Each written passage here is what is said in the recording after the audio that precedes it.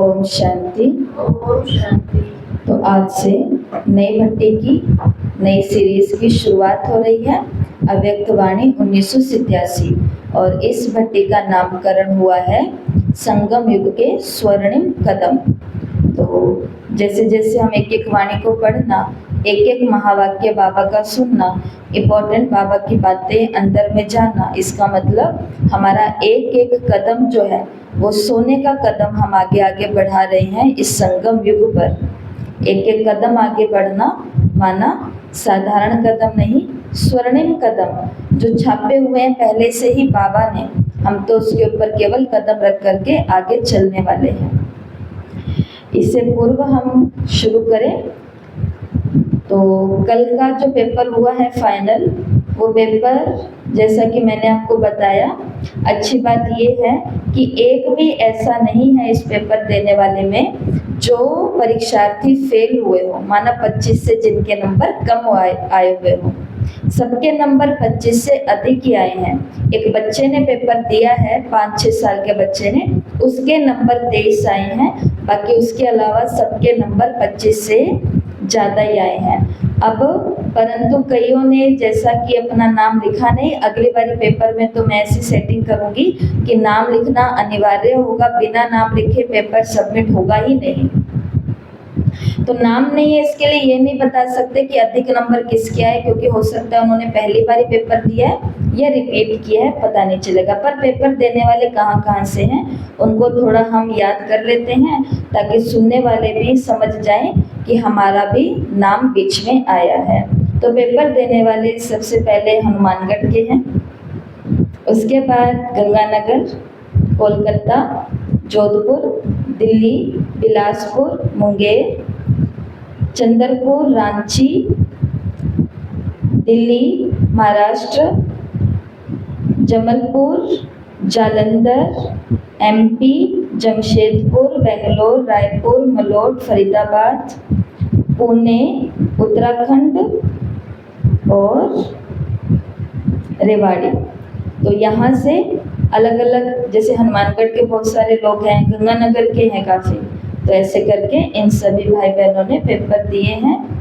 तो अब 1986 की तो पढ़ाई हमारी कंप्लीट हो गई है। अब प्रवेश करते हैं 1987 की वाणियों में। तो ये भट्टी 14वीं भट्टी है, और टोटल इस भट्टी के अंदर जो मुरलियाँ हैं वो हैं 28 मुरली।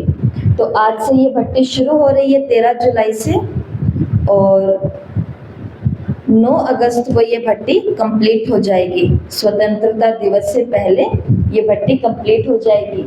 तो इस भट्टी के ये 3 नियम हैं। एक नियम जो कल स्वयं बाबा ने दिए हैं कल की अव्यक्त मुरली में 2010-31-12, जिसमें बाबा ने कहा 15 दिन के लिए आपको मैं होमवर्क देता हूँ सभी टीचर्स को और सभी जो स्टूडेंट है उनको, कि 15 दिन के अंदर आपको अपना ये एक अभ्यास का चार्ट तैयार करना है, टीचर को देना है, टीचर बाबा को देगी कि इस बच्चे ने ये पुरुषार्थ किया। कौन सा पुरुषार्थ?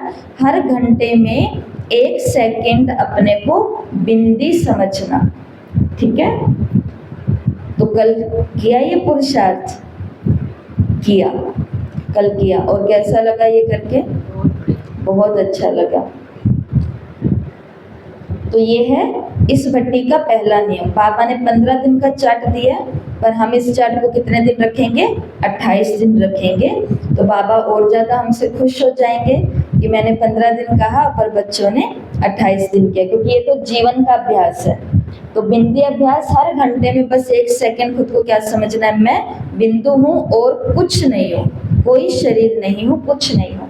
अगला जो प्रथम नियम यहाँ लिखा हुआ है वो है ज्ञान बैंक या विजडम बॉक्स। इसके अंदर आपको क्या करना है? रोज की आप 28 मुरलियाँ जो डेली एक एक सुनेंगे, जैसे अब आज के सुनने वाले हैं 18 जनवरी 1987 की। इस पूरी वाणी के अंदर से 4-5 पेज जो आप पढ़ते हो, या 10-15 महावाक्य जिनका यहाँ हम चिंतन करते हैं, इस पूरी मुरली से जो भी आपको एक पॉइंट अच्छा लगा आज की मुरली से, उसकी एक छोटी सी पर्ची बनानी है। छोटी सी एक पर्ची के ऊपर वो पॉइंट लिखना है, उस पर्ची को बंद करना है और बंद करके एक अपने पास में छोटा सा डब्बा, चाहे कांच का चाहे प्लास्टिक का, कुछ भी आप लगाओ अपना, उसके ऊपर क्या लिख देना, विजडम बॉक्स या ज्ञान का बैंक। रोज एक मुरली का एक महावाक्य पर्ची बना करके आपको उस बॉक्स के अंदर डालना है। 28वें दिन सभी पर्चियां निकाल करके हम रिपीट करेंगे। तो कितने सारे महावाक्य हम एक साथ में रिपीट कर लेंगे, हो जाएगा ये। तो ये है दूसरा नियम। तीसरा नियम तो बहुत अच्छा नियम है, बहुत यूनिक नियम है। इस नियम के अंदर भी आपको छोटा सा बॉक्स या छोटा सा गुल्लक, जो भी आप लगाना चाहो वो आप लगाओ।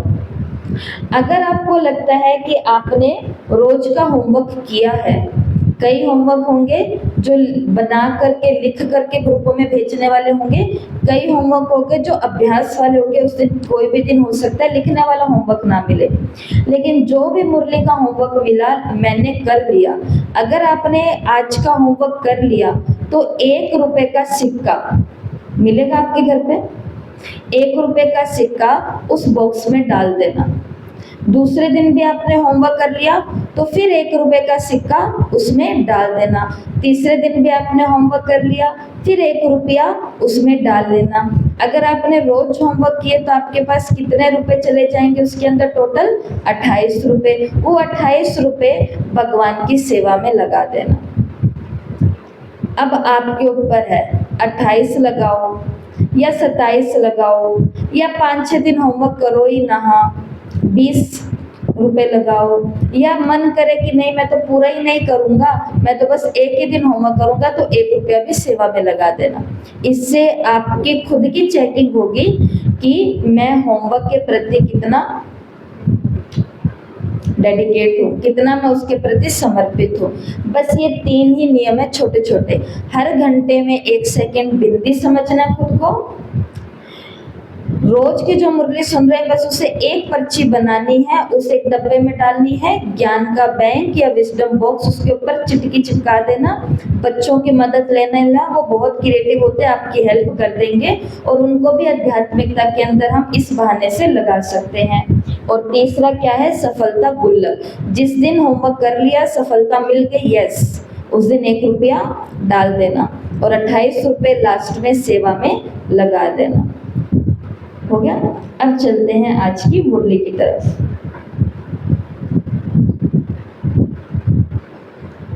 तो आज की जो मुरली है ये है 18 जनवरी 1987। किताब के अंदर पहली मुरली 1986 की लास्ट मुरली आई होगी और दूसरी मुरली ये है। मुरली की हेडिंग है कर्मातीत स्थिति की निशानियां। कर्मातीत स्थिति की निशानियां। तो बाबा ने यहाँ पर हम सभी को संगम युग के महत्व के बारे में बताया। सतयुग में देव मिलन होगा, लेकिन फरिश्तों का मिलन, अव्यक्त मिलन एक ही बार, एक ही इस सारे कल्प में, इस संगम के समय में होता है। देवताओं का मिलन होगा सतयुग में, पर फरिश्तों का और साथ ही साथ अव्यक्त मिलन इसी समय होता है। निराकार बाप भी अव्यक्त ब्रह्मा द्वारा मिलन मनाने आते हैं। ये संगम युग बाप और बच्चों का अति प्यारा और न्यारा संसार है। संगम युग एक संसार है। इस संसार में कौन कौन रहते हैं? बाप और बाप के बच्चे रहते हैं। न्यारा और प्यारा संसार है। स्नेह सबसे बड़ी आकर्षित करने वाली शक्ति है, जो परमात्मा बंधन मुक्त को भी, शरीर से मुक्त को भी स्नेह के बंधन में बांध लेती है। अशरीरी को भी लोन ले शरीरधारी बना देती है। ये है स्नेह का प्रत्यक्ष प्रमाण। संगम युग संसार है बाप और बच्चों का अति न्यारा और अति प्यारा। सतयुग में मिलन होगा देवताओं का। संगम पर मिलन होता है एक तो फरिश्तों का और दूसरा अव्यक्त मिलन होता है बाप और बच्चों का।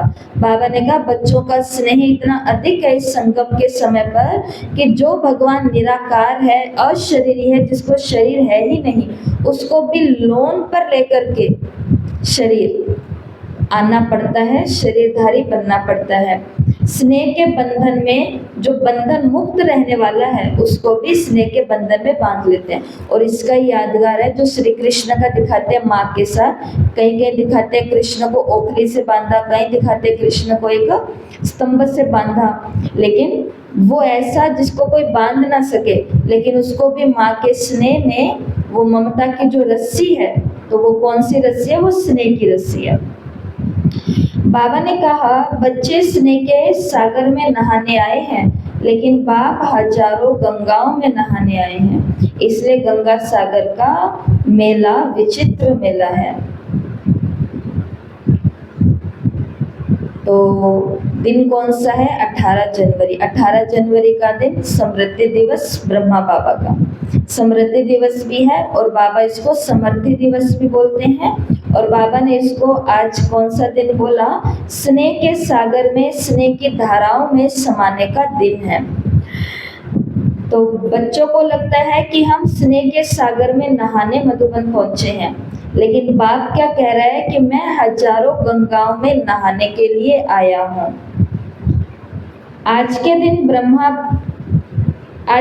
ब्रह्मा ने बच्चे के रूप में सपूत बच्चा बनने का सबूत दिया, स्नेह के स्वरूप का, समान बनने का स्वरूप का सबूत दिया, अति प्यारे और अति न्यारेपन का सबूत दिया, कर्मातीत, बंधन मुक्त, न्यारे बनने का, सारे कर्मों के हिसाब किताब से मुक्त होने का सबूत दिया। तो सिवाय सेवा के, स्नेह के और कोई बंधन नहीं। तो 18 जनवरी को बाबा ने शिव बाबा को सबूत दिया, कर्मातीत बन करके स्नेह का सबूत दिया, हिसाब किताब चुकतो करने का सबूत दिया, न्यारा प्यारा बनने का सबूत दिया, सच्चा सपूत बच्चा बनने का सबूत दिया। अब बाबा इस मुरली में कई सारे बंधनों के बारे में बता रहे हैं, क्योंकि मुरली का टाइटल है कर्मातीत स्थिति की निशानियां। कर्मातीत किसको कहा जाता है? जो सभी कर्मों से अतीत है, जो बंधन मुक्त है।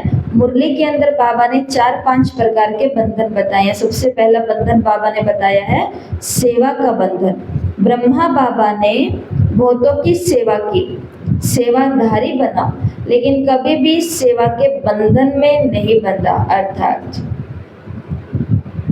सेवाधारी तो ब्रह्मा बाप भी है, लेकिन सेवा द्वारा हद की जो रॉयल इच्छाएं सेवा में भी हिसाब किताब के बंधन में बांधती है।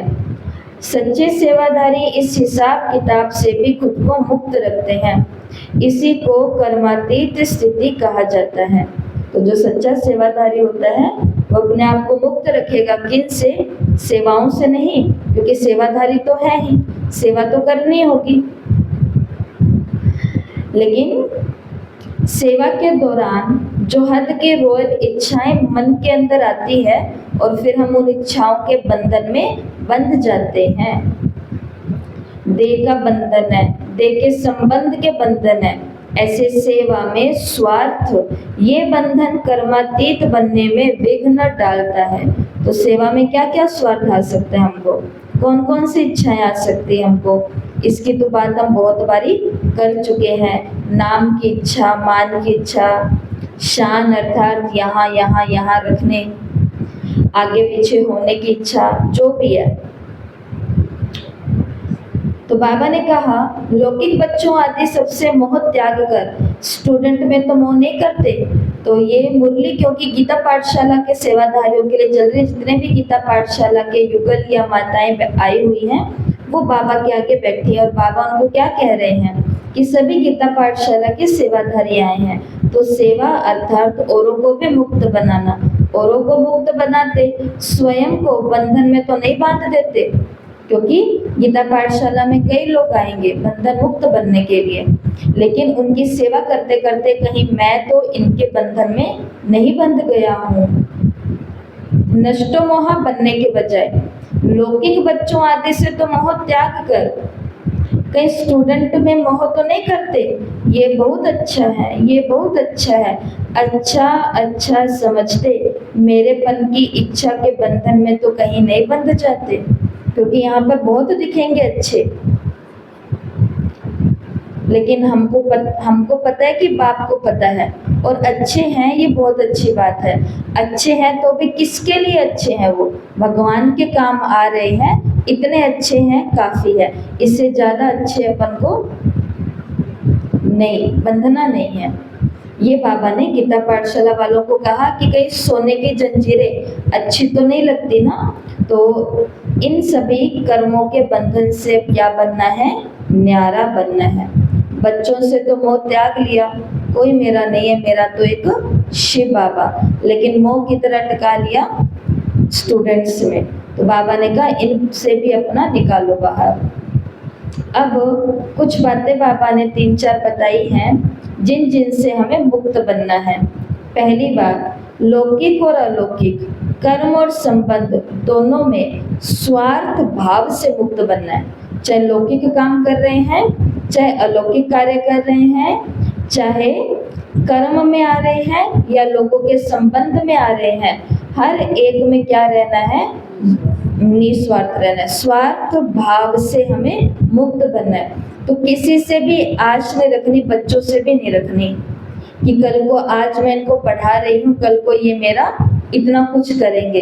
किसी के जीवन का कुछ नहीं पता, कल को वो होंगे भी या नहीं होंगे, और कल को वो, और हो सकता है वो इतने अच्छे बन जाएंगे, आपने सोचा था कि बस मेरा तो भाई बुढ़ापे में सहारा बन जाना, पर वो तो हमको तीर्थ करा रहे हैं, वो तो हमको जीवन के कई सारे अच्छे अच्छे सुंदर सुंदर रंग दिखा रहे हैं। ये भी हो सकता है, कुछ भी हो सकता है, लेकिन स्वार्थ नहीं रखना। दूसरा, अलौकिक में भी कोई भी स्वार्थ नहीं रखना कि इनके साथ रहें तो हमारा ज़्यादा फायदा होगा, इधर रहें तो ज़्यादा फायदा होगा, ये करें तो हमारा काम बन जाएगा। ऐसे कोई भी स्वार्थ नहीं रखने, क्योंकि काम सारे कौन बनाएगा? भगवान ही बनाएगा। ये वाले तो बाहर हम कर ही रहे थे, वही फिर यहाँ पर तो कैसे? पहला होमवर्क, ये कमल का पुष्प है। सभी को अपनी कॉपी में ऐसा एक कमल का फूल बनाना है। ये कमल का चित्र है, कर्मातीत स्थिति को शो कर रहा है।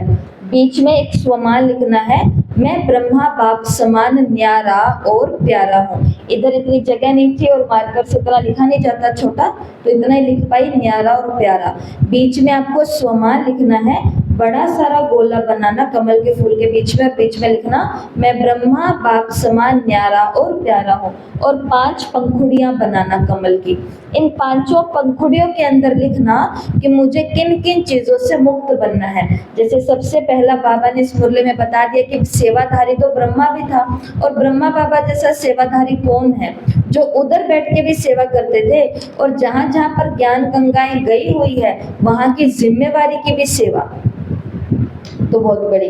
तो सेवादारी तो थे, लेकिन सेवा के अंदर स्वार्थ भाव मुक्त। ठीक है, तो ये देह के संबंध, देह का भान, या देह से जुड़े हुए लौकिक और अलौकिक के अंदर जो फिर स्वार्थ आता है, तो उनसे मुक्त। अब मुरली के अंदर जो जो बाबा कहेंगे जिन जिन चीजों से मुक्त बनना है मुझे, वो चीजें यहाँ लिखनी है। जैसे कि आगे बाबा ने कहा, पहला तो बता दिया स्वार्थ भाव से मुक्त। दूसरा बाबा ने कहा व्यर्थ स्वभाव संस्कार के वश होने से मुक्त बने, क्योंकि ये स्वभाव संस्कार कहाँ से आए? इस जन्म में तो सोचो हम बहुत अच्छे हैं, नहीं हमको किसी ने सिखाए, ना माता पिता ने सिखाए, ना दोस्तों ने सिखाए, ना ऐसे अड़ोसी पड़ोसी हमको मिले, लेकिन कई सारे संस्कार स्वभाव मेरे अंदर ऐसे हैं जो मेरे अंदर बचपन से ही हैं, बस है। तो वो कहाँ से आए? वो पूर्व जन्म से आए, वो पिछले जन्म से आए, पिछले जन्मों का खाता है।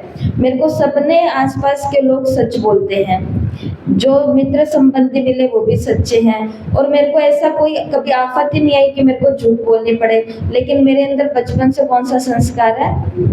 तो ये कहाँ से आया? जो बचपन से ही है। ये मुरली के अंदर बाबा ने कहा पिछले जन्मों के कर्मों के हिसाब किताब और वर्तमान पुरुषार्थ के कमजोरी के कारण, वर्तमान में भी कुछ कमी है पुरुषार्थ की, और पिछला भी हिसाब किताब है। किसी भी व्यर्थ संस्कार स्वभाव के वश होने से मुक्त। तो अपने आप को किससे मुक्त बनाना है? व्यर्थ के स्वभाव संस्कार में जाने से मुक्त बनाना है। तो जिन जिन चीजों से मुक्त बनाना है तभी हम कमल पुष्प के समान बनेंगे, वो यहाँ लिखना है। तीसरी बात बाबा ने बोली, और जो कि बहुत जिससे बहुत जल्दी हमको मुक्त होना है, और वो बात है पुरानी दुनिया में पुराने अंतिम शरीर की किसी भी प्रकार की व्याधि अपनी श्रेष्ठ स्थिति में हलचल में लाए, इससे भी मुक्त बनना है। तो पुरानी दुनिया के अंदर पुराना शरीर लेकर के बैठे हैं, तो इसके अंदर निसंदेह बहुत सारी क्या आएंगी, व्याधियां भी आएंगी। खा रहे हैं पुराना, हवा ले रहे हैं पुरानी, सब कुछ पुराना, तमो प्रधान। ध्यान से सुनना, बाबा ने कहा एक है व्याधि का आना और एक है व्याधि हिलाना। तो आना ये तो भावी है, बीमारी का आना ये तो भावी था, लेकिन हिल जाना स्थिति ये बंधन युक्त की निशानी है, बंधन मुक्त की नहीं। तो यहाँ पर एक और चीज आप लिख सकते हो कि मुझे किससे मुक्त बनना है, शरीर की व्याधियों से मुक्त बनना है। कि समस्या आई, क्या दवाई लेनी है, ये दवाई लेनी है, ले लेंगे। कितने बजे लेनी है, इतने बजे लेनी है। कितनी बार, इतनी बार लेनी है, ले लेंगे। हाय तौबा नहीं मचाना। एक्सरसाइज करनी है, कितनी बारी करनी है, 2 बारी करनी है, कितने मिनट, 10-10 मिनट, ठीक है कर लेंगे। वॉक करनी है, कितनी देर, आधे घंटा, कोई बात नहीं कर लेंगे। समाधान की तरफ ध्यान देना है, ना किसी को बताना है, क्योंकि सिस्टर शिवानी को सबने बहुत सुना होगा और उनको सुन सुन करके ये बात सबको समझ आ गई है कि जितना नेगेटिव बात अपनी किसी को भी बार बार बताएंगे, और किसी को भी मतलब किसी को भी बता रहे हैं जिनका कोई ज्ञान योग से, शुभ भावना, शुभ कामना से कोई लेना देना नहीं है, जिनको आप बताओगे कि अरे भाई मैं तो बीमार हो गई, मेरे तो शरीर के अंदर व्याधि आ गई, वो अंदर ही अंदर खुश हो रहे होंगे कि अब इनको पता चलेगा। तो ये हमने गलत जगह बताया, ऊपर से कहाँ बताया, गलत जगह बताया, तो वो बढ़ेगी या कम होएगी, और ही बढ़ेगी ना। कुछ हमने आगे दे दिया 2 जनों को, उन 2 जनों ने फिर 2 जनों को दे दिया, ऐसे ऐसे करके बढ़ जाएगी। इसके लिए बताओ तो कहाँ बताओ, बाबा तक बताओ। बहुत ज्यादा योग की आवश्यकता है तो निमित्त तक बताओ कि बहुत ज्यादा प्रॉब्लम हो रही है, ठीक है। नहीं तो स्थिति को नहीं हिलाना, उसके लिए क्या करने हैं, व्याधि को हटाने के लिए जो समाधान है वो करो। व्याधि आना ये भावी है, लेकिन स्थिति का हिल जाना इसको तो बंधन युक्त कहेंगे ना। स्वचिंतन, ज्ञान का चिंतन, शुभ चिंतन बनने के, शुभ चिंतक बनने के बजाय कौन सा चिंतन चलना शुरू कर देते हैं, शरीर के व्याधि का चिंतन। कि ज्ञान तो सुन लूं, सेवा तो कर दूं, सब कुछ तो कर दूं, पर भाई मेरा तो ये शरीर का रोग यही नहीं ठीक हो रहा। और अभी व्यर्थ में जाने के लिए कहें तो पुरुषार्थ करने के लिए कहेंगे तो कहेंगे मेरे को तो नींद आ रही है, योग ही नहीं लग रहा, नींद आ रही है। और मोबाइल दिखाने के लिए कहेंगे तो दर्द ही गायब हो जाता है, सच में गायब हो जाता है, क्योंकि पूरा का पूरा ब्रेन की ऊर्जा किसने खींच ली, उस मोबाइल ने, उस चीज ने खींच ली, जो चीज हम देख रहे हैं, जो न्यूज है या जो भी चीज होती है, कंटेंट, उसने ले ली है। इसके लिए वास्तव में ये शरीर की व्याधि नहीं थी, ये किसकी व्याधि थी, मन की व्याधि थी। तो मुरली के अंदर ये 3 बंधन बाबा ने बताया, 2 बंधन अंदर खुद लिखे हुए हैं, देह का बंधन है, देह के संबंधों का बंधन है। तो आपको लगता है कि मैं कई सारे बंधनों से घिरी हुई हूँ, खुद के बंधन लिखना जिससे मुक्त बनना है। जैसे मैं आपको फोटो दिखा देती हूँ, ये फोटो सभी को ग्रुप में भेजी जाएगी, ऐसी फोटो, ठीक है। तो ये चित्र सभी को बनाना है। कल एक दादी का फोन आया, उस दादी को उसकी पोती कहती कि दादी आजकल आप होमवर्क नहीं करते, दीदी को भेजते नहीं हो और मेरे कलर्स भी नहीं लेते। दादी आगे से कहती है 5 दिन की हमारी छुट्टी है, आज पेपर हुआ है, अब कल से होमवर्क करेंगे। बताओ क्या कमाल की बात है। कहाँ दादियों को पोती के होमवर्क की चिंता है और कहाँ इस पोती को किसकी चिंता हो रही है क्योंकि पोती और दादी शायद साथ में होमवर्क करती होंगी। तो ये भी, और पोती को भी बताया कि भाई देखो मैं भी होमवर्क करती हूँ। तो बच्चे कहाँ से सीखते हैं, बच्चे देख देख के सीखते हैं। उनको सिखाने के लिए भी आप ये कर सकते हो। मुरली के आगे बाबा ने कहा गीता पाठशाला, माना कौन है, गीता पाठशाला वाले अर्थात स्वयं सदा गीता का पाठ पढ़ने वाले और औरों को पढ़ाने वाले। तो गीता पाठशाला है, गीता पाठशाला में गीता का पहला अध्याय सबको पढ़ाना है और गीता का लास्ट अध्याय सबको पढ़ाना। वो पहला अध्याय क्या है? अशरीरी बनो। गीता का पहला अध्याय है सांख्य योग, कि अर्जुन तुम कौन हो, क्यों तुमको तनाव हो रहा है, तुम ये हो ही नहीं जिस चीज का तुम्हें तनाव है। तो पहला है अशरीरी आत्मा बनो। तो इन गीता पाठशालाओं में यही सबको लेसन दिया जाएगा। और अंतिम पाठ है नष्टो मोह समृद्धि स्वरूप, कि सभी प्रकार के मोह को त्यागो। बाबा ने आज की साकार मुरली में भी कहा कि क्यों मोह जाल में फंसे हुए हो, क्यों इस मोह जाल में जुड़े हुए हो, तो खुद को फ्री करो। पहले स्वयं पढ़ना और फिर औरों को निमित्तबंद पढ़ाना। तो सभी गीता पाठशाला वाले इस विधि से ही सेवा करते हो ना। गीता पाठशाला वालों के ऊपर बहुत बड़ी जिम्मेवारी, क्योंकि गीता पाठशाला के अंदर कौन दिखते हैं हमें? एक युगल दिखते हैं, ग्रस्त में रहने वाले लोग दिखते हैं। अगर उन गृहस्थियों को मोह के अंदर फंसा हुआ देखेंगे, उन गृहस्थियों को भी सांसारिक चीजों में उलझा हुआ देखेंगे, वही खान पान, वही फैशन, वही मेकअप, वही अपना सब कुछ शो ऑफ करना, तो उनके पास आने वाले लोग उनसे क्या शिक्षा लेंगे? उनसे वैराग्य की शिक्षा तो नहीं लेंगे ना। इसलिए गीता पाठशाला घर में बनाना बहुत अच्छी बात है। बाबा ने कहा गली गली में होनी चाहिए, लेकिन बनाने वालों के ऊपर बहुत बड़ी रिस्पॉन्सिबिलिटी है। आपके घर के अंदर थोड़ा सा शोर आया तो सब लोगों के लिए वो गलत सैंपल जाएगा।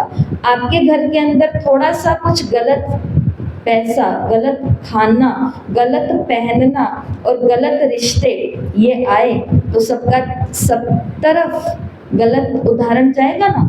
इसलिए बाबा ने कहा गीता पाठशाला वालों के ऊपर बहुत बड़ी जिम्मेवारी है।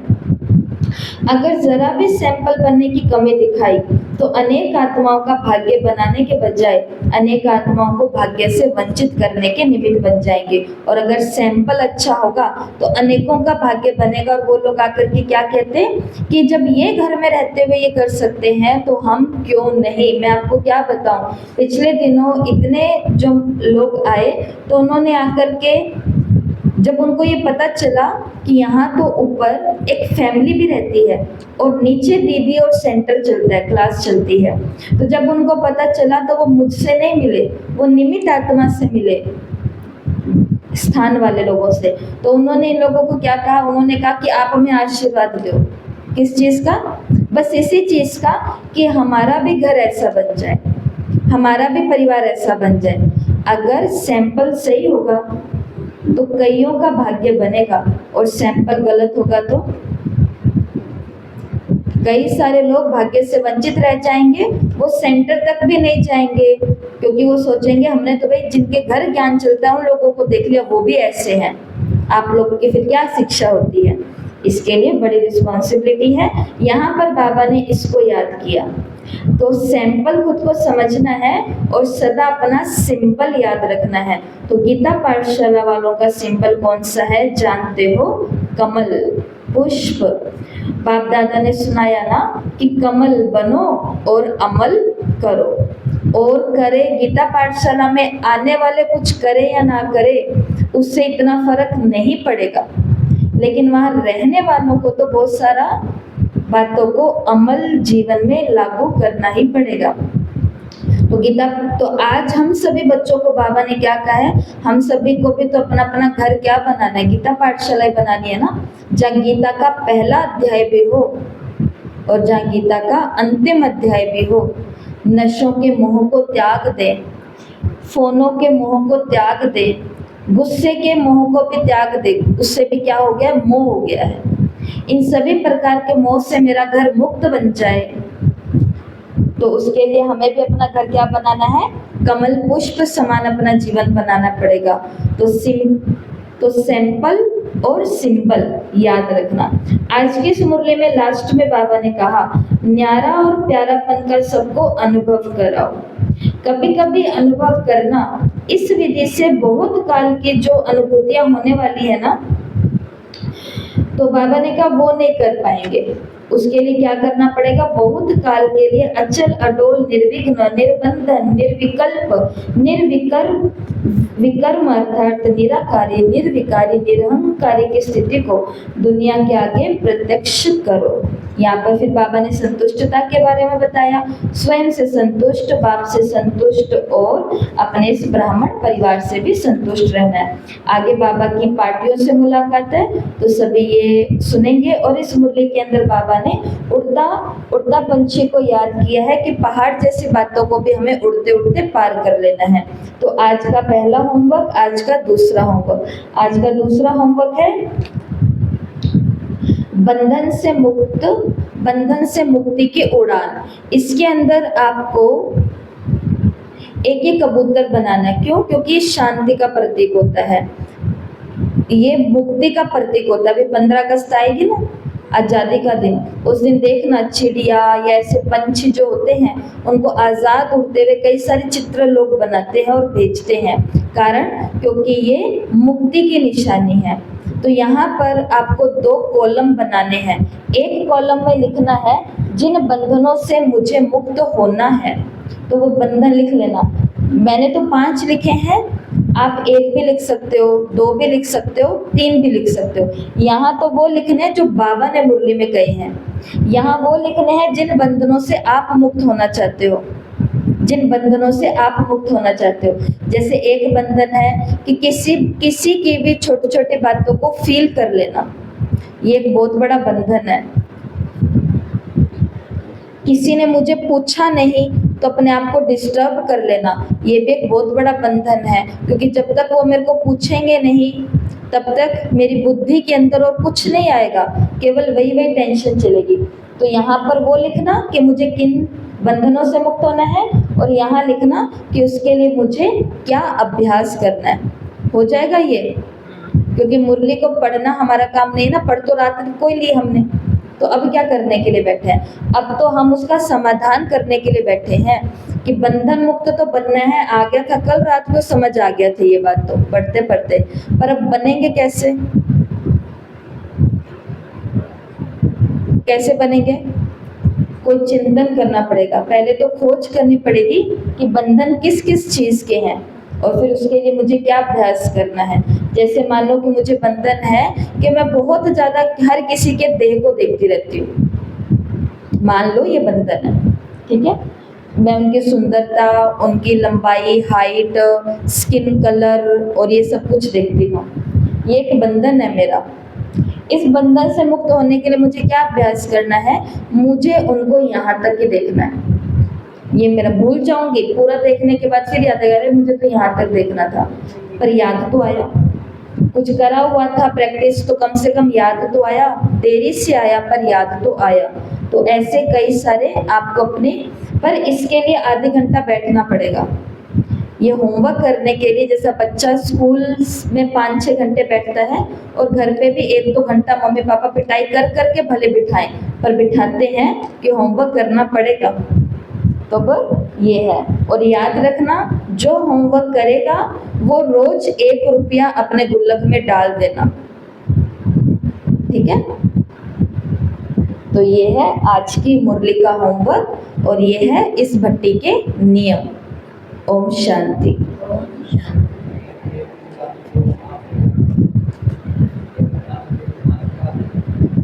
हाँ, वो आपकी मर्जी है।